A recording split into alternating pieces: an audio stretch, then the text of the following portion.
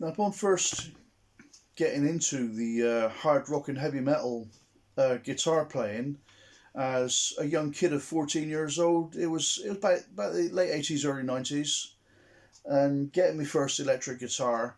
I did not know a single thing, a single technique.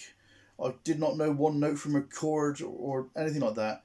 Now, to begin with, about a few months previous to that, I learned to play the basics on an acoustic. Just a basic guitar stuff, like like a C chord, an A chord, that sort of thing. The usual kind of stuff, open chords you do on an acoustic. And I think I was taught the basic finger picking exercise or whatever. The finger, sort of coordination exercises, stuff like that. Um, but to actually get onto an electric guitar, a distorted electric, was a completely new world for me, and it was good fun. But it was I'll be making hideous noises because I didn't know what I was doing, and once I did actually get the basic chord shape down, the power chord, and once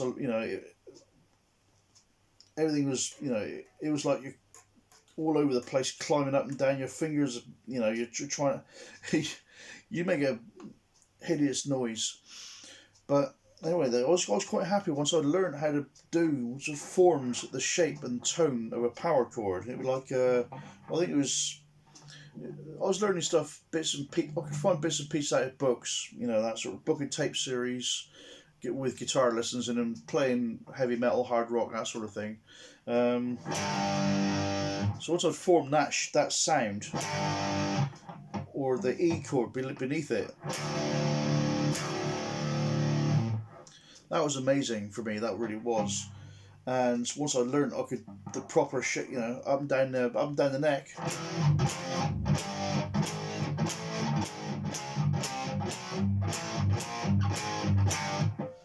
All that sort of thing. I was absolutely in heaven, and over time I would write loads of chord progressions like that.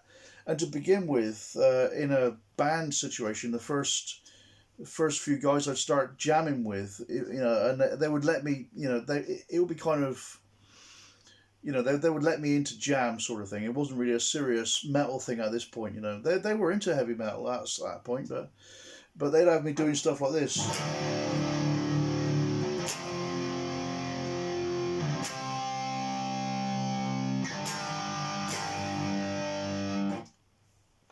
Just stuff it was easy to follow along, so we could all jam sort of thing. And for a beginner like me, just had his first guitar, first guitar and a little amp and that sort of thing. It was like I needed to start somewhere, and it was just fun to just get in there and do it. And of course I'd take that chord progression home and I would start embellishing on it, whatever I could do, which was not much. It was, once I learned the palm mute technique, that was the other thing as well.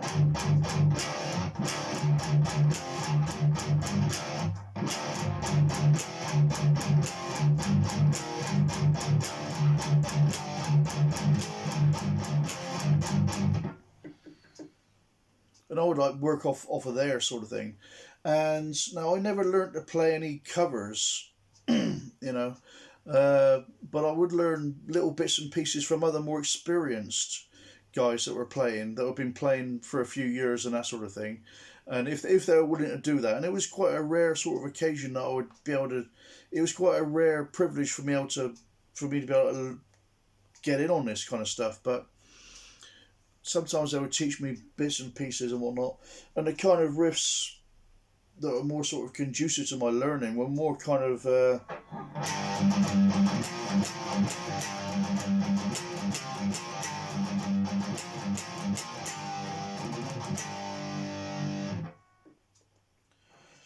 kind of thing, just simple riffs like that. I mean, that's not any particular band or anything. That's just what I made up there on the fly, sort of thing.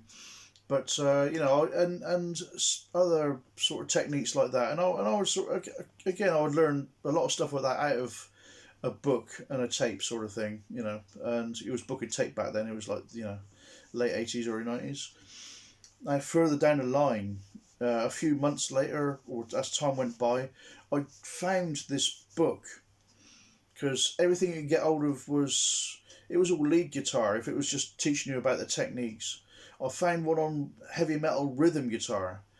Now, because everything else was like learning how to play Metallica or learning how to play Iron Maiden or whatever, and I wanted to learn my own stuff. I wanted to get creative, you know. So I found this book on heavy metal rhythm guitar, and it would have all these riffs laid out. It would have all the picking techniques in there.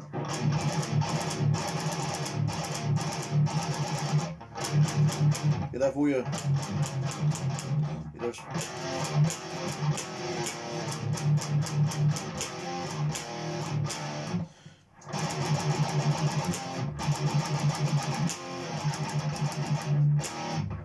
you'd have all that kind of stuff in there. And of course your scale patterns and that.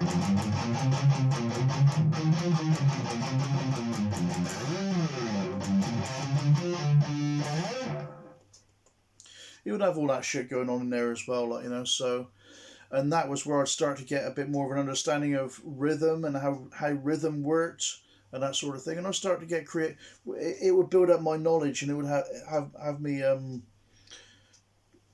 once it all came together like that, I was able to start writing stuff, and I was I got to a certain level where I could actually play pretty much.